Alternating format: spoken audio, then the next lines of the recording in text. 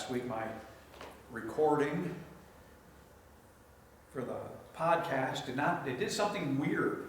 And so I did not get it uploaded. It disappeared on me. And I was like, well, thank goodness I had the YouTube. And so I said, well, it must be something in the air and the system itself. So I went ahead and played the YouTube and recorded it again. And it still would not let me produce it and publish it. So last week's message on the podcast is missing, but we do have the YouTube. And I know Tony and Terry say that YouTube is something awesome. I can't complain about that. So I decided I'll start what they said a new episode and not add to the episode. So let me see if that does it. Either way, I've still got YouTube. So that's going to be good. Job 20, verses 5 through 7. That the rejoicing of the wicked is short, and the joy of the godless momentary. Though his arrogance reaches the heavens, and his head touches the clouds, he perishes forever like his refuge. Those who have seen him will say, where is he?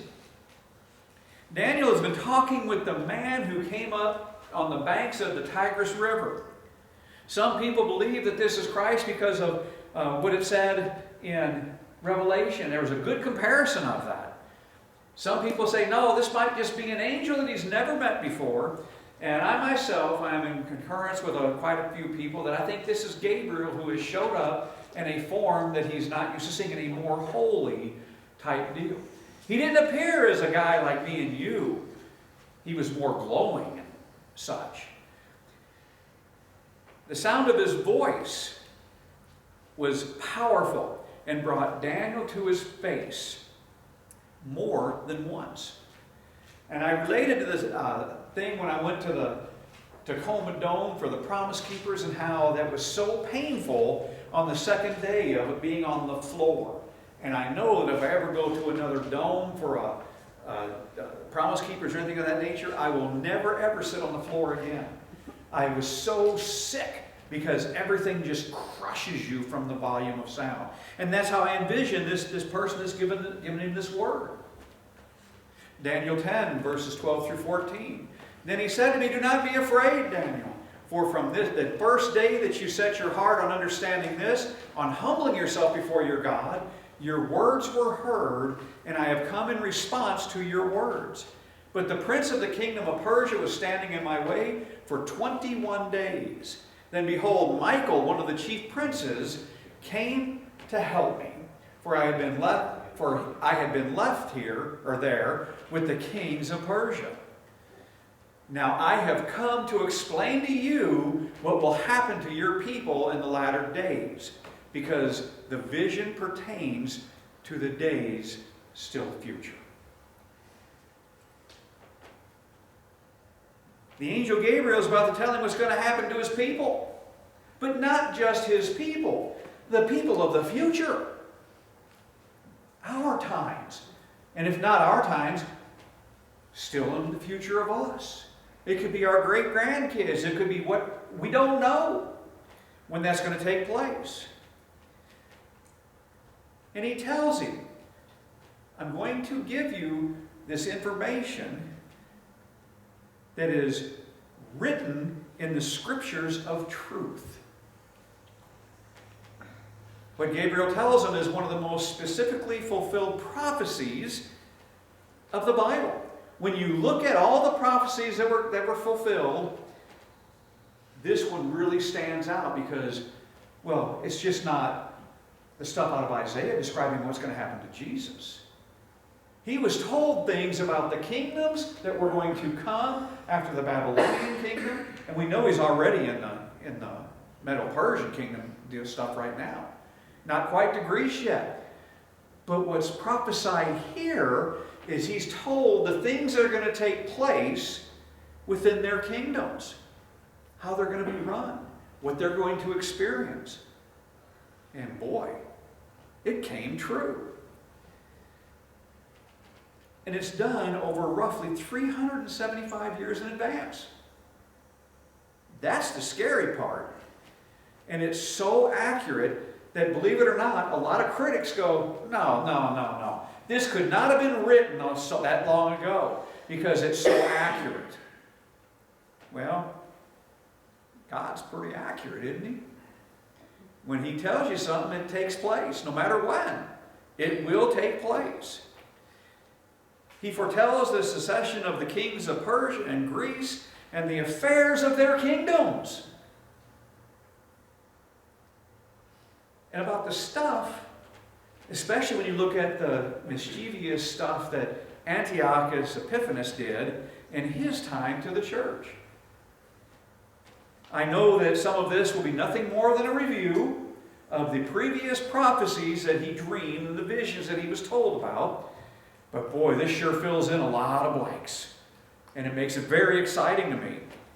Most of the historical information was obtained using the Ussher's Annuals of History. It was taken out of Josephus.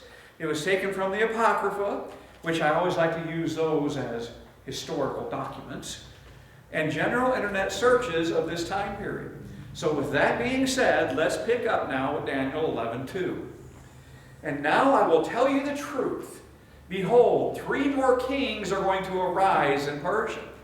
Then a 4th will gain far more riches than all of them.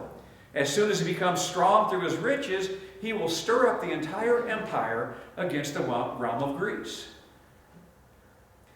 Simply, the angel told Daniel that there would be 3 more kings in Persia until a 4th one arose. Now, I don't know, I thought about saying, none of these other 3 kings, well, they really did anything great or anything, so they're not that well known. But that's not true. Because these other kings were the ones that started sending them back to rebuild Jerusalem and that. But this 4th guy, this 4th king, was fulfilled in the Persian king Xerxes. And he's not really what I would call overly intelligent, because he stirs up trouble with Greece. When this prophecy was told, or when this stuff was revealed by Daniel, there were actually 4 kings from the time Daniel spoke until Xerxes, who literally is the one that caused all the trouble with Greece, that brought that kingdom down. Now, either the angel omitted Cyrus, or, looking only to the future, ignored King Smerdis of Persia, because he ruled less than 1 year. And I think it's Smerdis that he went ahead and left out, because what can you do in a year? Not a whole lot. Plus, he was also an imposter to the throne, so I don't think he really counts. When you sit there and look at it, these visions and insights regarding the future of Persia and the Greek empires were relevant because each of these empires attempted to wipe out the people of God at some point in time. The Persian Empire tried to wipe out the Jewish people during the reign of Xerxes. Now, does his name even sound familiar to you?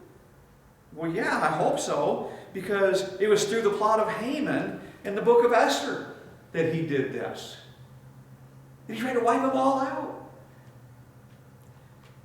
The Greek Empire tried to wipe out the Jewish people during the reign of Antiochus IV, when he attempted to kill every Jew who did not renounce their commitment to God. Because after all, he's God. You can't worship anybody but me. Daniel 11, verses 3 and 4. And a mighty king will arise, and he will rule with great authority and do as he pleases.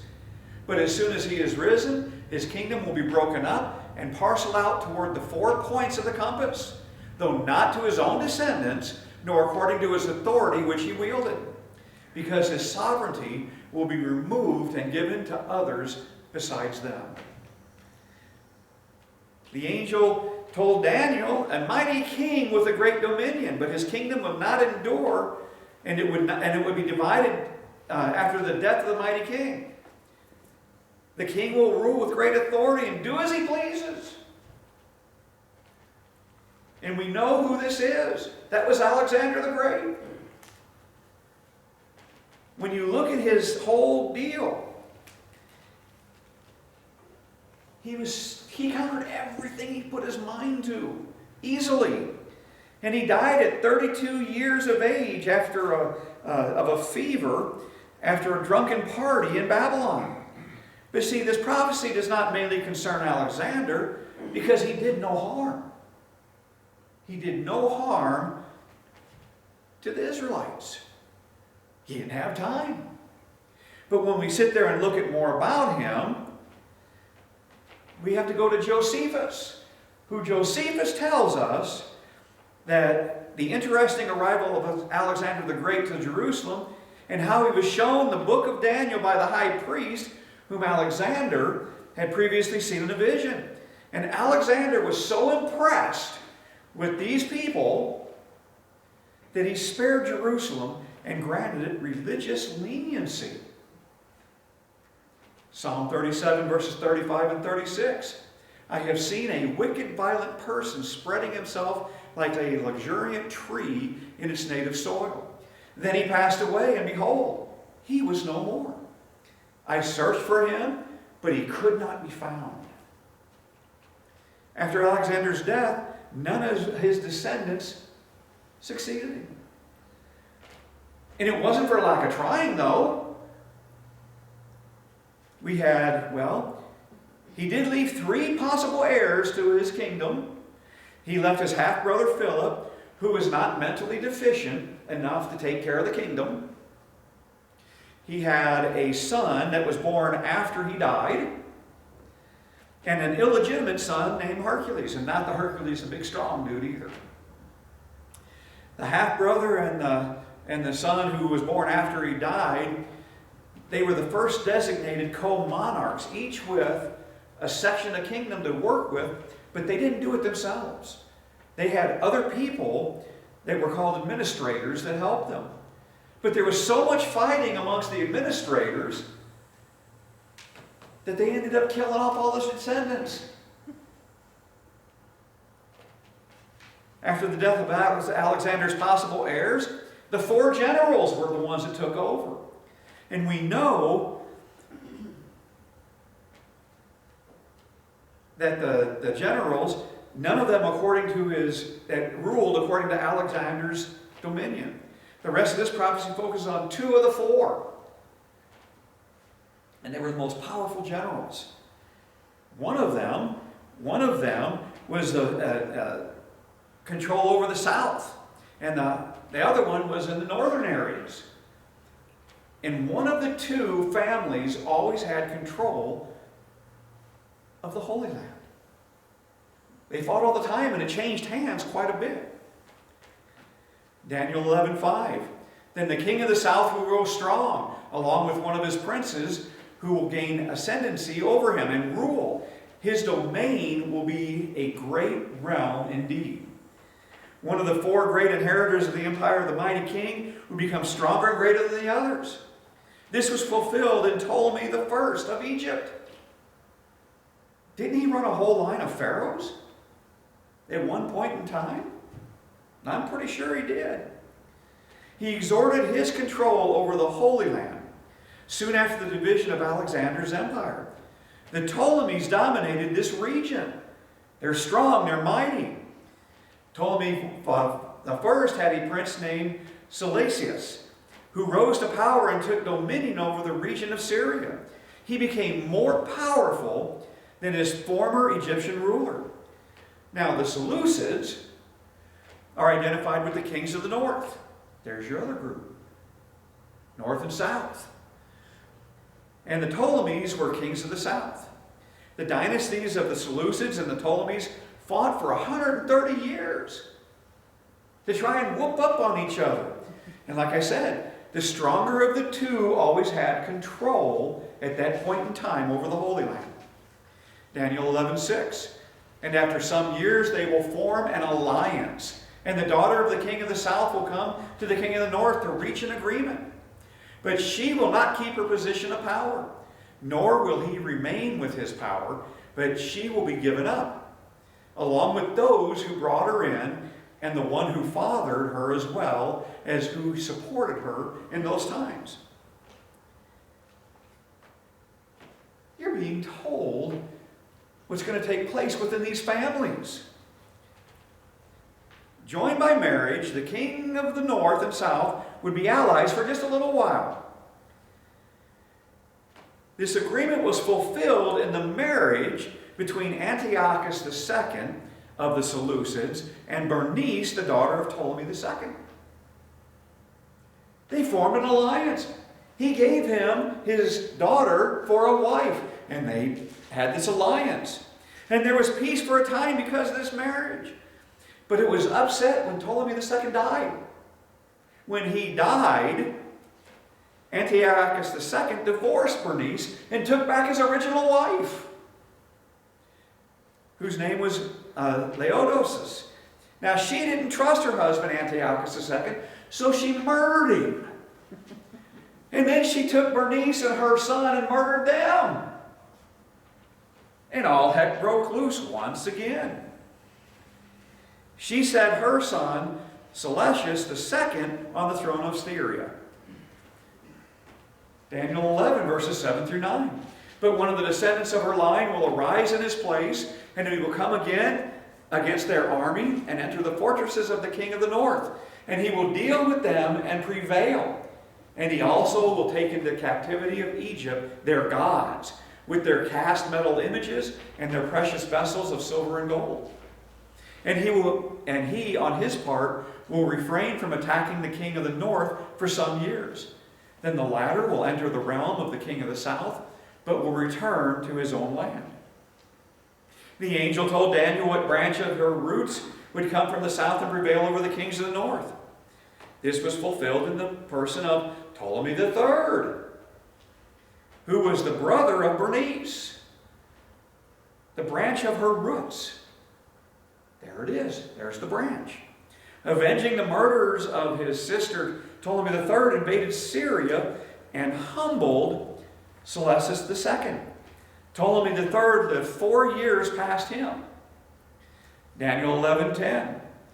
And his sons will mobilize and assemble a multitude of great forces, and one of them will keep on coming and overflow the pass through, so that he may again wage war upon his fortress. The sons of the kings of the north would continue to battle.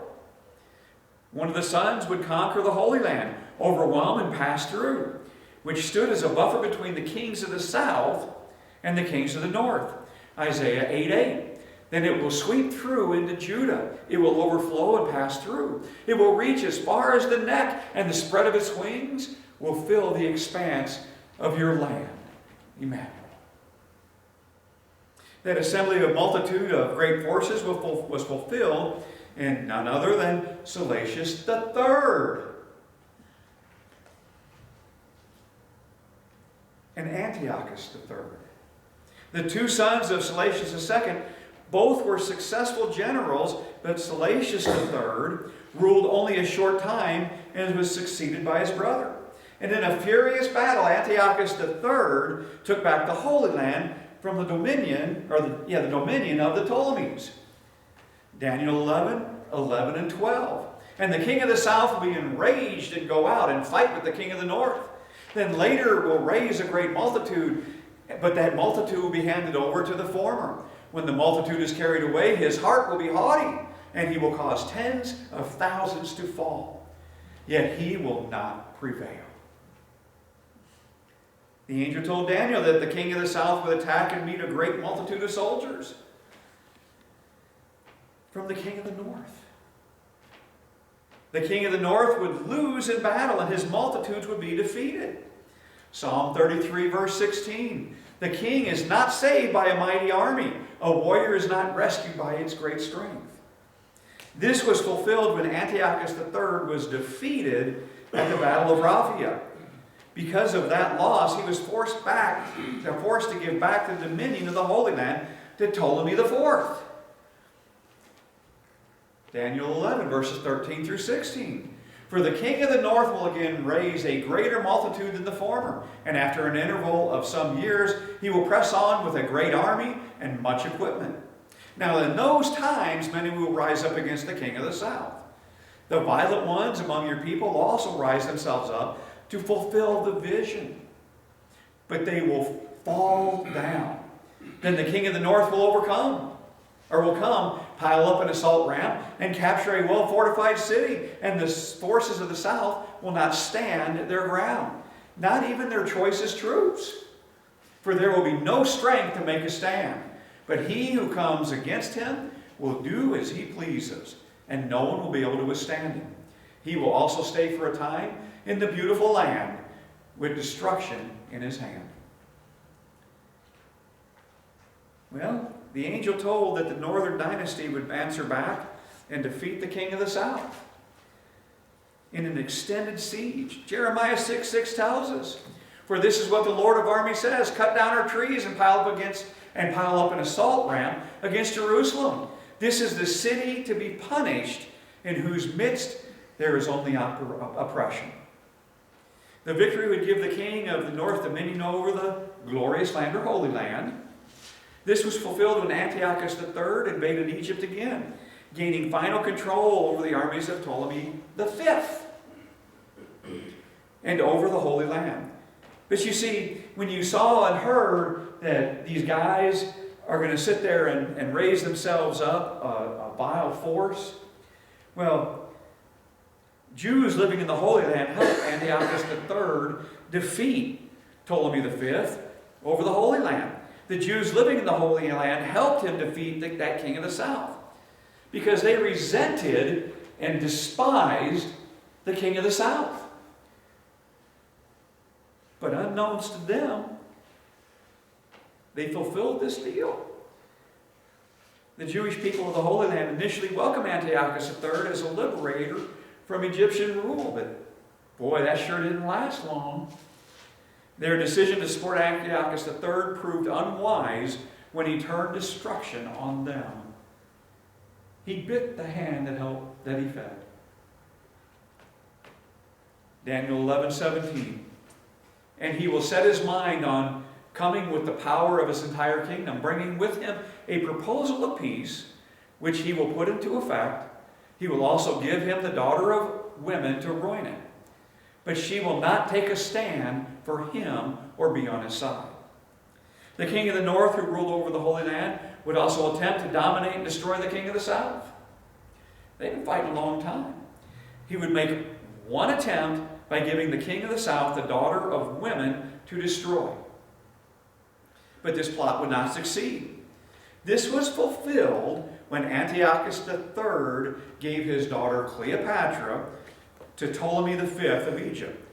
He did this in hoping to gain permanent influence and eventually control in Egypt. But to the great disappointment of Antiochus III, the plan did not succeed because Cleopatra was not faithful to her husband. She played around and got caught. This was not the most famous Cleopatra, though. You know, that one that got with Mark Antony? This one, and that Cleopatra lived 100 years after this one. So they are related. They're related. But it's not the same Cleopatra. Well, Daniel 11, verses 18 and 19. "Then he will turn his face to the coastlands and capture many. But a commander will also put a stop to his taunting against him. Moreover, he will repay him for his taunting, so he will turn his face toward the fortress of his own land. But he will stumble and fall and not be found." After the disappointing effort through the daughter Cleopatra, the king of the north would turn his efforts toward the coastlands until he was stopped by one formerly under reproach, until he shall stumble and fall and not be found. Did you know that this was fulfilled when Antiochus III turned his attention towards Asia Minor and Greece? He went out and attacked them, and he was being helped by Hannibal.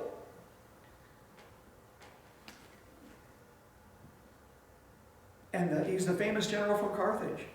But a Roman general, Lucius Cornelius Scipio, defeated Antiochus in Greece. Antiochus planned to humiliate Greece, to humiliate them,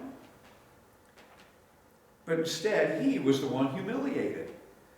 He returned to his former regions, having lost all that he gained, and died shortly thereafter. He was no more. After this defeat, Antiochus III had an inglorious end. Needing money badly for his treasury, he resorted to pillaging a Babylonian temple and was killed by enraged local citizens. You're not taken from us. They killed him. In Daniel 11:20. Then in his place one will arise who will allow an oppressor to pass through the jewel of his kingdom. Yet within a few days he would be broken, though not in anger nor in battle.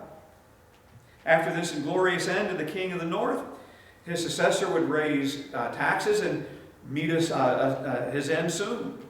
And this was fulfilled in the brief reign of Seleucus III, the son of Antiochus III. He sought to tax his domain and his dominion, the Holy Land, to increase his revenues. His plan to pillage the Jerusalem temple was set aside when his ambassador had an angelic vision of warning. Seleucus III was assassinated, probably by his brother, who, you guessed it, Antiochus IV Epiphanes. Remember, we talked about all this a handful of weeks ago. Daniel 11:21. And in his place a despicable person will arise, on whom the majesty of kingship has not been conferred. And he will come in a time of tranquility and seize the kingdom by intrigue.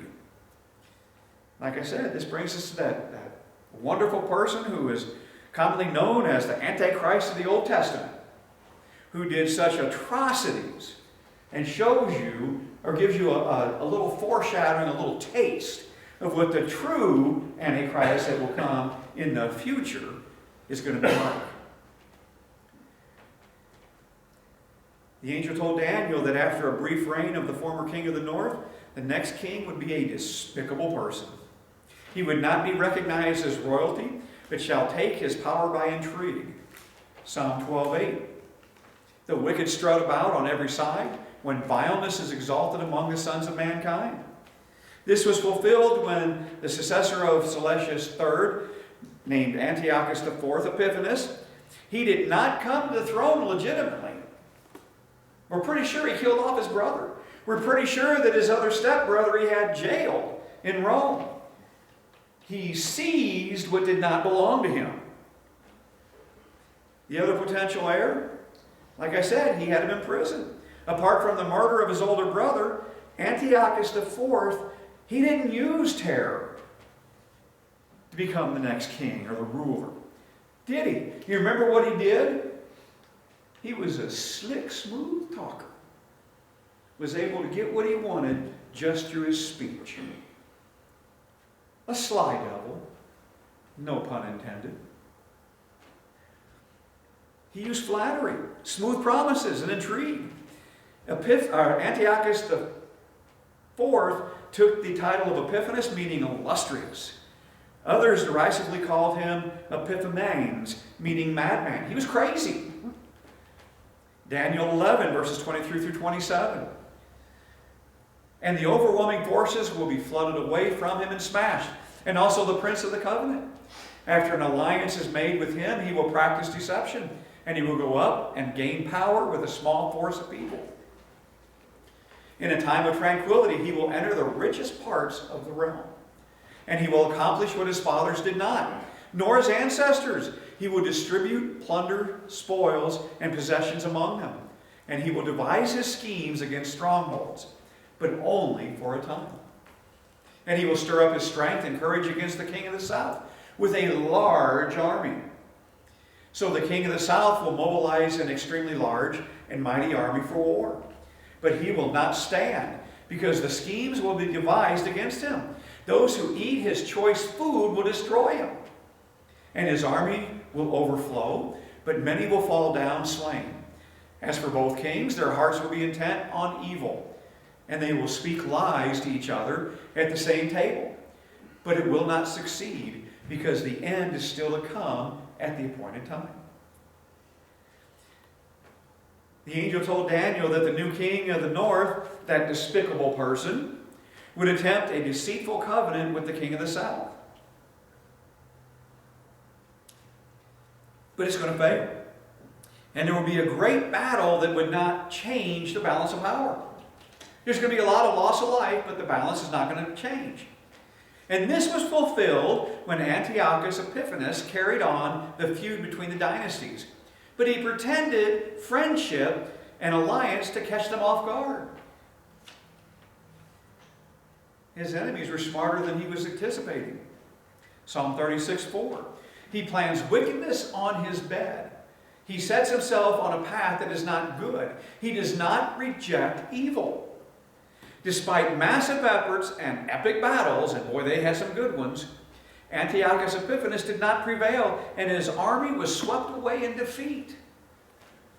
The defeat of Antiochus Epiphanes at his second campaign against Egypt was important, because Egypt beat him with the help of Rome.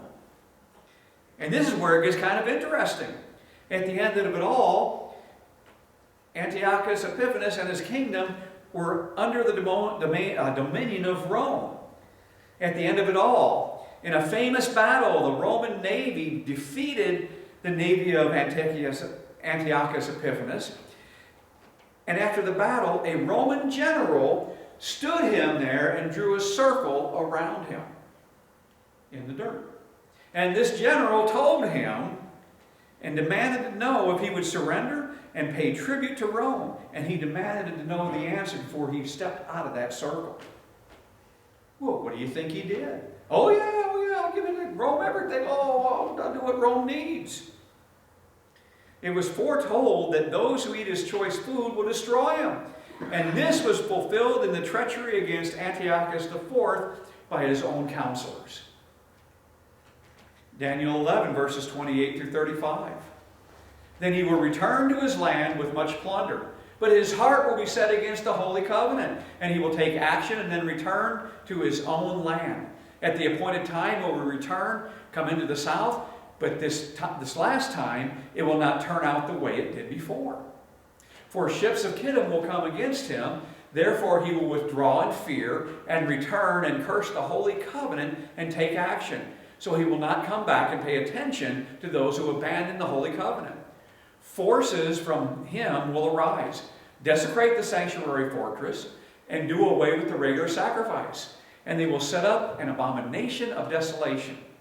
And by smooth words he will turn to the godlessness those who act wickedly toward the covenant. But the people who know their God will be strong and take action. There's hope.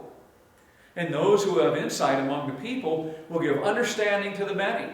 Yet they will fall by the sword and by flame, and captivity and plunder for many days. Now when they fall, they will be granted a little help, and many will join with them in hypocrisy.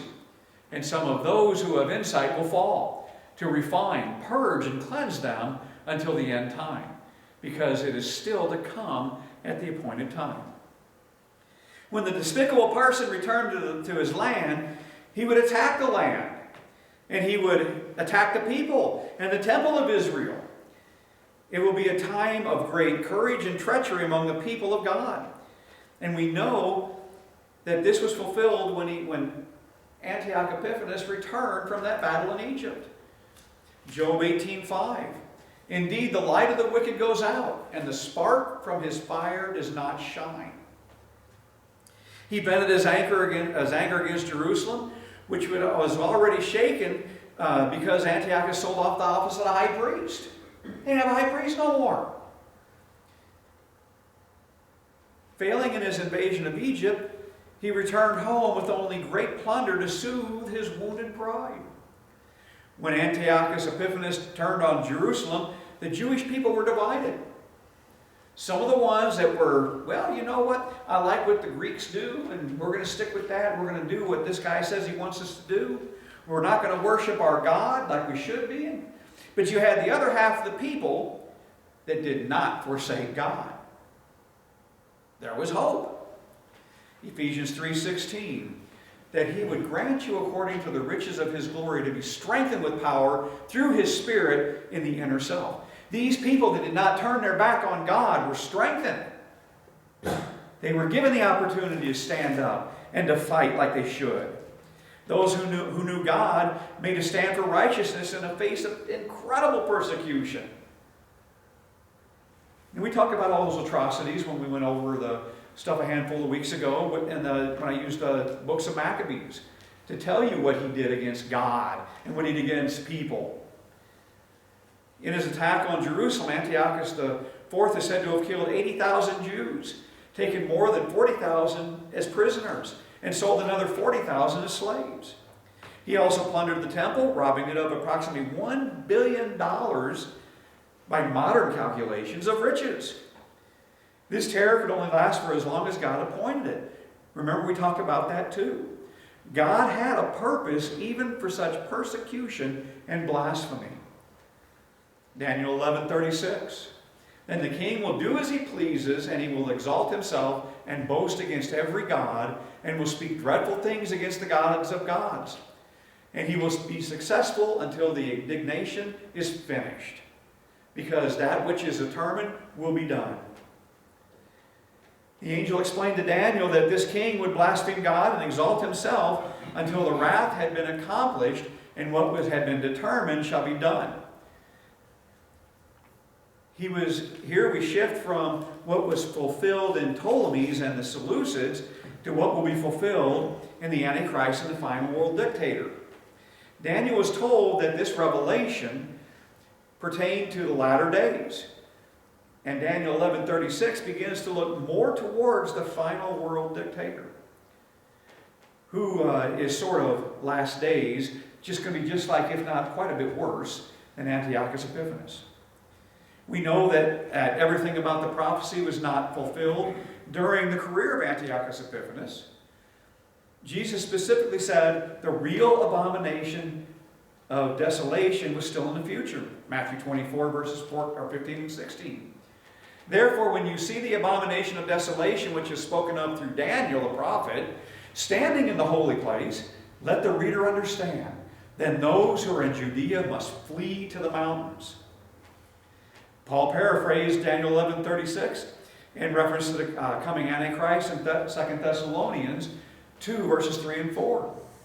No one is to deceive you in any way, for it will not come unless the apostasy comes first, and the man of lawlessness is revealed, and the son of destruction who opposes and exalts himself above every so-called God or object of worship, so that he takes his seat in the temple of God, displaying himself as being God. Antiochus Epiphanes is important, but mostly, like I said, he's given you that foreshadowing of what's to come with the real Antichrist. And this is why so much space is given to describing the career of the evil one, the evil man, because he prefigures the ultimate evil man. If you look at it in terms of movies, Antiochus Epiphanes, he's just the trailer. The Antichrist, he's the preview. He's the main feature. Now, Antiochus, he certainly did this in a general sense that all sinners oppose God. Yet he remained loyal to the Greek religious traditions, which revered the entire Olympian pantheon. Now, see, I misread and misstated a couple weeks ago because I thought he put himself in the temple, but he didn't. He put a statue of Zeus in the temple. But he did sacrifice pigs on the altar. We know that when the Antichrist comes, he's going to put himself in the temple. God's plan, well, the Antichrist is only going to have a short chain of reign. It's going to be very short. And will only work into God's overall plan. God's purpose will be accomplished. Daniel 11:37-39. And he will show no regard for the gods of his fathers, or for the desire of women, nor will he show regard of any other god, for he will boast against them all. But instead, he will honor a God of fortresses, a God whom his fathers did not know. He will honor him with gold, silver, precious stones, and treasures. and he will take action against the strongest of fortresses with the help of a foreign god. He will give great honor to those who acknowledge him and will make them rulers over the many, and he will parcel out land for a price. Based on this section of Scripture, some of the scholars believe that the Antichrist will be of Jewish descent and perhaps will also be a homosexual. Just because it says, well, where'd I?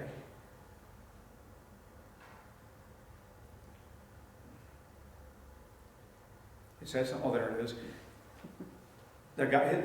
No regard for the gods of his fathers or for the desire of women. That's why they think this. They think he's going to be Jewish. He's going to be a homosexual. I can't argue it. I don't have enough information to say that would be true. There are those popularly known that say that this man, when he comes, they think that, well, they believe that the desire of woman refers to a delight or desire an object of idolatrous worship. In other words, he may disregard women, such as the goddess of Astarte or Ashtoreth. He considers himself to be a god, by golly. Why would I want to worship and lay claim to them? I'm the one that's going to have to be worshipped. The Antichrist will take a hold, hold power with a military might and shrewd use of his riches. Daniel 11, verses 40 through 45. At the end of time, the king of the south will wage war with him, and the king of the north will storm against him with chariots, horsemen, and with many ships, and he will encounter countries, overflow them, and pass through. He will also enter the beautiful land, and many countries will fall, but these will be rescued out of his hand: Edom, Moab, and the foremost of the sons of Ammon. Then he will reach out his hand against the other countries, and the land of Egypt will not escape. But he will gain control over the hidden treasures of gold and silver, and over all the precious things of Egypt. And Libyans and Ethiopians will follow at his heels. But rumors from the east and from the north will terrify him, and he will go out with a great wrath and eliminate and annihilate many.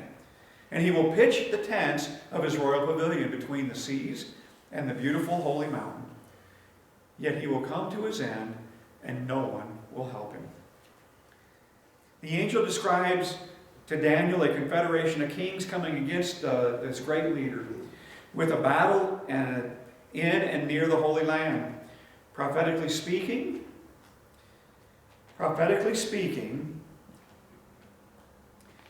a precise identification of peoples mentioned is difficult.